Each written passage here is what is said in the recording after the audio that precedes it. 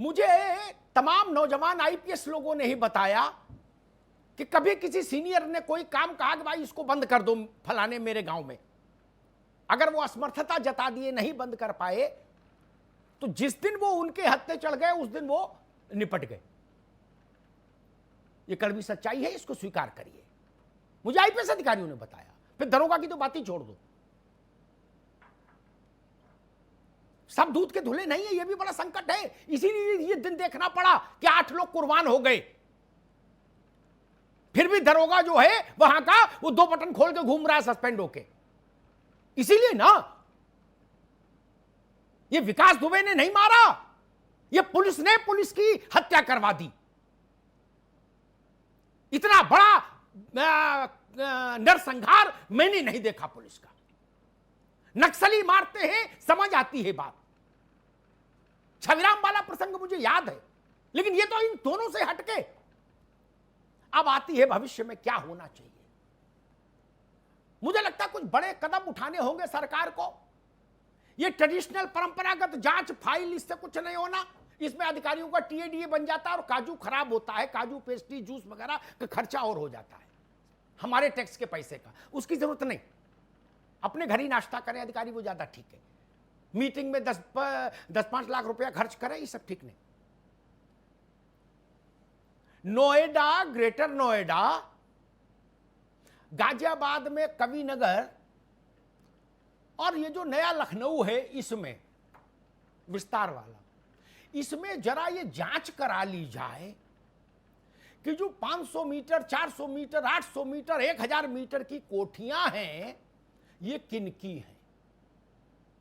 पहले इतनी ही जांच सरकार करा ले तो समझ लीजिए बड़े बड़ों के चेहरे से नकाब उतर जाएगा। पूरी जिंदगी में उतनी तनख्वाह उनकी नहीं होती जैसे घर बने हैं। एक बार मैं एक ऐसे सज्जन थे, उनके घर जाने का अवसर मिला। ऐसा फर्नीचर, कोई चीज स्वदेशी नहीं। प्रधानमंत्री कहते लोकल के लिए वोकल। बोले सोफा हॉलैंड का है, मेज पोलैंड की है, तो झाड़ फानूस अफगानिस्तान का है, तो फलाना फलाने का है। मैंने उनसे कहा कि भाई तुम्हारी तनख्वाह तो मेरी तनख्वाह से कभी ज्यादा नहीं रही। भले ही आप आईपीएस रहे हो, इससे क्या फर्क पड़ता है। तो वो जो एक खीसे निपोड़ दिए। अरे बोले भाई साहब, ये पैसा कहां से आया, ये पैसा कहां से आया। विदेशी कुत्ते पाल रहे हो, आदमी के बराबर उन पर खर्च कर रहे हो। तनख्वाह तो हमको पता है स्टेट बैंक में कितनी आती है, कलेक्टर की, कप्तान की, आईजी की, डीआईजी की। इसमें कुछ छुपा है क्या, कोई गोपनीय बात मैं कह रहा हूं क्या, ये बात सबको पता नहीं क्या। जिस दिन यादव सिंह का प्रसंग आया था बनर्जी साहब, उस दिन भी मैंने यही कहा था कि दोषी सब हैं। उत्तर प्रदेश का कौन सा ऐसा उस समय सक्रिय नेता था जो यादव सिंह के यहां नहीं जाता था जन्मदिन पर, रामायण में, भागवत में, समारोह में। कौन सा ऐसा अधिकारी था जो यादव सिंह की पार्टी में नहीं जाता था। उनको नहीं पता था 2.5 लाख रुपए के मकाऊ हैं, वो तोते जो बड़े वाले होते विदेशी, उनको नहीं पता था। और उसकी तनख्वाह मालूम कितनी थी बंदर जी साहब। जिस वक्त यादव सिंह पकड़ा गया उस वक्त 70,000 रुपए थी उसकी तनख्वाह। 70,000 रुपए में एचआईजी फ्लैट नहीं अफोर्ड कर सकता था। दिखता नहीं। आप लोग जब ड्यूटी पर रहते हैं, पद पर रहते हैं, तो आप लोगों को नहीं दिखता कि भाई मेरे अंडर का ये दरोगा, ये इंस्पेक्टर, ये कविनगर में कोठी कैसे बना लिया। एक आदमी कप्तान का पेशकार रहा 4-5 साल, पता लगा कोठी बना ली 1000 मीटर में। आप लोगों को नहीं दिखता। उसके घर जाते हो तो कभी पूछा आप लोगों ने कि भाई इधर आओ, फंक्शन ठीक है लेकिन इतनी संपत्ति कहां से आई। कभी पूछ लेते तो रोक लग जाती, नहीं पूछा। कभी उससे पूछ लेते कि तुम्हारे हाथ में ये रोलक्स कहां से आई, इतनी तो तुम्हारी तनख्वाह ही नहीं कि रोलक्स पहन लो, एचएमटी क्यों नहीं पहनते हो। कभी पूछना चाहिए ना। हमने नहीं पूछा, उसका नतीजा है जो चौबेपुर में हुआ।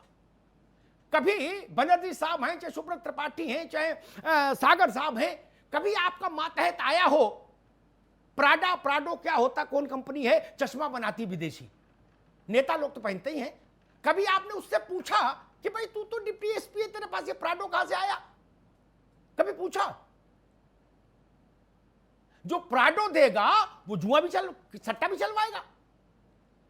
आदमी अपने पिताजी को प्राडो नहीं दे रहा, दरोगा को क्यों देगा? कभी पूछा? नहीं पूछा, नहीं पूछो कभी नहीं। बनर्जी साहब मैं जानता हूं, मेरे अंदर कमी ये है कि मैं बहुत कुछ जानता हूं जमीन पर खड़े होके। कभी पूछा, कभी आपने पूछा उस आदमी से कि भाई तेरी बिटिया की शादी में इतना बड़ा तामझाम कहां से हो गया? उसमें तो इसीलिए फोटो बाहर आ जाती हैं क्योंकि जितने भी आर्थिक रूप से आप लोगों को सरसब्ज करने वाले लोग हैं वो इतने मनवड़ हैं कि वो कहते हैं कि ना, एक फोटो तो खिंचानी पड़ेगी पब्लिक में, जिंदगी भर से आपकी सेवा कर रहे हैं जी। हमको एक इंस्पेक्टर ने कहा, बनर्जी साहब नोएडा में तैनात थे थाने में, उसने एक बार पीड़ा बताई, बोले भाई साहब मैं तो नोएडा से मुक्ति चाहता हूं। हमने कहा क्यों? बोले दुनिया भर के, प्रदेश भर के अधिकारियों के बच्चे यहीं पढ़ते हैं इंस्टीट्यूट्स में, और रोज मुझे आदेश कर देते हैं कि भाई बिटिया को देख लो, जाके वहां ये पहुंचा दो, ये टिकट करा दो, ये करा दो, ये शॉपिंग करा दो। अब बोले पैसा मांग नहीं सकता, तो बोले मैं अपना खेत तो बेचूंगा नहीं। आप बताइए कि सच नहीं है? यहीं से अपराधी पैदा होते हैं। कोई जय वाजपेयी आता है जो आपकी टिकट करा देता है, कोई जय वाजपेयी आता है जो गाड़ी दे देता है गिफ्ट में, कोई जय वाजपेयी आता है जो मकान बनवा देता है जी। कभी हमको सोचना चाहिए, यहीं से नियंत्रण होगा। उनके आर्थिक स्रोतों की जांच करिए, इंस्पेक्टर से ऊपर के रैंक के सारे पुलिस के अधिकारियों के आर्थिक स्रोतों की जांच होना चाहिए। जो रिटायर हो गए उनकी भी करिए, पेंशन रोकिए। ये बात पुलिस में ही थोड़ी ना है। नहीं, अभी आज आने जब जुडिशरी में भी है, अरे भाई सागर साहब सबकी डिपार्टमेंट में है। अरे आज तो घटना आज की आईएएस में है। अरे दादा मेरे, सबकी जांच हो, लेकिन आज सबकी करके तो पुलिस बरी हो जाएगी। फिर तो होगा जब सबका होगा तब होगा। नहीं, पहले संकट यहां से आया तो ये पता होना चाहिए, यहीं से शुरुआत कर दो। पुलिस प्रथम, उसके बाद आईएएस या प्रशासनिक सेवा, और सब सेवाओं में लो, पीडब्ल्यूडी से लेके और जितने डब्ल्यू है सब विभाग में कर लो, और बीएसए की जांच सबसे पहले करो, बेसिक शिक्षा अधिकारी जिला के। किसको नहीं पता, हेमंत बाबू को पूछिए, किसको नहीं पता उत्तर प्रदेश में जो बीएसए रह लिया वो 7 पीढ़ी तर गया। क्यों भाई? बीएसए की तनख्वाह तो बहुत कम है, ये पैसा कहां से आता? मसला यही है, इस पर चिंतन करना होगा। भ्रष्टाचार रहेगा तो अपराध रहेगा, अपराधी आपको भ्रष्टाचार का रास्ता देगा, संसाधन उपलब्ध कराएगा, उसके बदले में वो मनबड़ हो जाएगा, विकास दुबे हो जाएगा। धन्यवाद।